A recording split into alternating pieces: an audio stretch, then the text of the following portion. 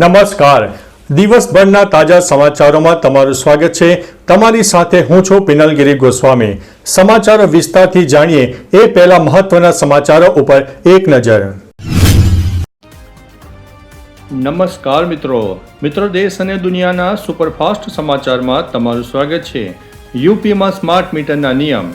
ઉત્તર પ્રદેશમાં હવે સ્માર્ટ પ્રીપેડ મીટરમાં બેલેન્સ માઇનસ થઈ જાય તો પણ રવિવાર કે જાહેર રજાના દિવસે વીજળી કાપવામાં આવશે નહીં. મિત્રો, અન્ય મહત્વના સમાચારની વાત કરીએ તો નોર્વેમાં સોશિયલ મીડિયા ઉપર પ્રતિબંધ.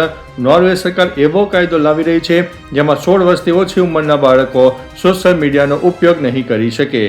અન્ય મહત્વના સમાચારની વાત કરીએ તો ગેમિંગ ડિસઓર્ડરની. યુવાનોમાં વધી રહેલી ઓનલાઈન ગેમિંગની લત વિશે રિપોર્ટમાં ચેતવણી અપાઈ છે કે તે યુવાનોને માનસિક રીતે નબળા અને દેવાદાર બનાવી રહી છે.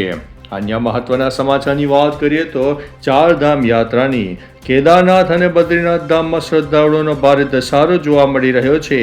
છેલ્લા 4 દિવસમાં અંદાજિત 1.25 લાખ લોકોએ કેદારનાથ ધામ પહોંચી ગયા હતા. મિત્રો, અન્ય મહત્વના સમાચારની વાત કરીએ તો મહારાષ્ટ્રમાં સીતા માતાનું મંદિર. બિહારના મુખ્યમંત્રીએ જાહેરાત કરી છે કે 31 ડિસેમ્બર 2028 સુધીમાં પુનવરા ધામમાં સીતા માતાનું ભવ્ય મંદિરનું નિર્માણ કાર્ય પૂર્ણ થઈ જશે. અન્ય મહત્વના સમાચારની વાત કરીએ તો ટેક્સટાઇલ નિકાસમાં ઘટાડો. પશ્ચિમ એશિયાના સંકટ અને યુદ્ધ જેવી સ્થિતિને કારણે ભારતની ટેક્સટાઇલ નિકાસમાં મોટી ગિરાવટ જોવા મળી રહી છે. મિત્રો, અન્ય મહત્વના સમાચારની વાત કરીએ તો રિલાયન્સનો નફો. માર્કેટ અપડેટ મુજબ રિલાયન્સ કંપનીના નફામાં 13% ઘટાડો નોંધાયો છે, જે 16,971 કરોડ રહ્યો છે. અન્ય મહત્વના સમાચારની વાત કરીએ તો આઈડીબીઆઈ બેંકનું ખાનગીકરણ. નાણામંત્રી નિર્મલા સીતારમણે પુષ્ટિ કરી છે કે આઈડીબીઆઈ બેંકના વિનિવેશની પ્રક્રિયા ચાલુ રહેશે. અન્ય મહત્વના સમાચારની વાત કરીએ તો યુટ્યુબર સલીમનો મોટો ખુલાસો. એક્સ મુસ્લિમ યુટ્યુબર સલીમ વિશે ઘટસ્ફોટ થયો છે કે તે વર્ષોથી પોતાની ઓળખ છુપાવીને પોલીસને ચપકો આપી રહ્યો હતો.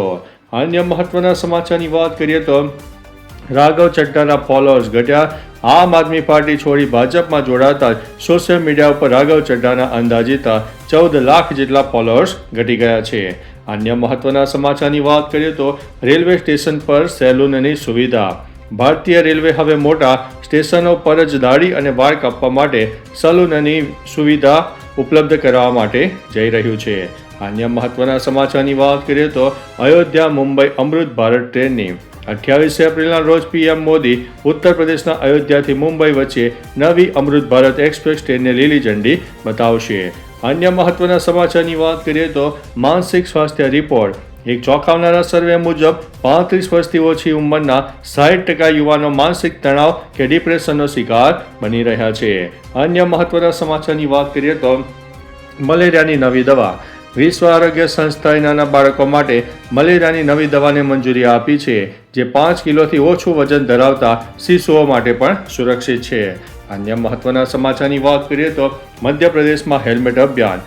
આજથી 10 મે સુધી મધ્યપ્રદેશમાં ટ્રાફિક પોલીસ દ્વારા વિશેષ અભિયાન ચલાવવામાં આવશે, જેમાં હેલ્મેટ વગરના ચાલકો સામે કડક કાર્યવાહી કરવામાં આવશે.